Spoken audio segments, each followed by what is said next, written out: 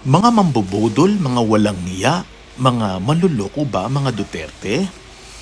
Hi there mga kahuwaran, Coach Ariel here. Kung tatanungin mo yan sa akin, hindi ko talaga alam, mahal kong kahuwaran. Pero anong sagot mo? Pakitype naman dyan. Sa mga nagsasabi na walang yan, nambubudol daw ang mga Duterte. Alam nyo, honestly, nagulat talaga ako. Hindi ko inaasahan yung mararamdaman ko nung bumisita ako at kasama ko yung wife ko sa Davao. I think that was 2 years ago. Sa totoo lang, bilang isang observer at bilang isang taong sanay magbasa ng realidad. Hindi lang po ng balita ha, I was deeply surprised. Bakit? Kasi kahit saan man ako magpunta sa Davao, mapa-taxi driver, tindera, security guard, professions, ordinary citizens, isa po yung makikita mo, ang lalim ng respeto at pagmamahal nila sa pamilyang Duterte. Lalo na kay dating Pangulong Rodrigo Duterte. At kung tatanungin mo, parang hindi pilit hindi scripted, hindi binudol. Ramdam mo. Makikita mo sa kaayusan ng lungsod, napakalinis, napaka-organized, maunlad, disiplinado ang galaw ng komunidad. At doon ako napaisip ng malalim.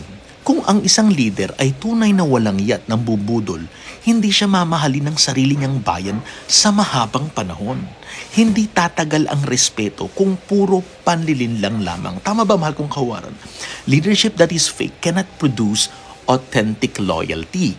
Leadership that is empty cannot echo in the hearts of people.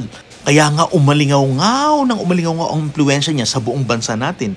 Hindi lang dahil sa salita, kundi dahil sa perceived order, decisiveness at tapang na bumangga kahit sa sino mang taong malalaking puwersa, oligarchs man yan o sino mang hahadlang sa kanya sa pagsisilbi sa bayan.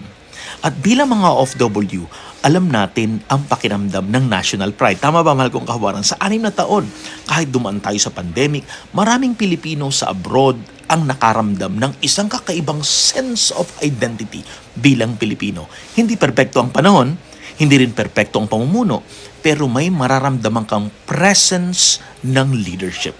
Kaya nga sinasabi ko ito ng may pagninilay-nilay, hindi bulag na paghanga, kundi obserbasyon. Ang magaling na leadership, hindi lang kinukwento sa media, hindi lang dinidebate online. Ang magaling na leadership ay mararamdaman mo sa kaayusan ng lungsod, sa disiplina ng pamamayan, sa pride ng lokal na komunidad. Mahal kong kahuwaran, real leadership does not just speak.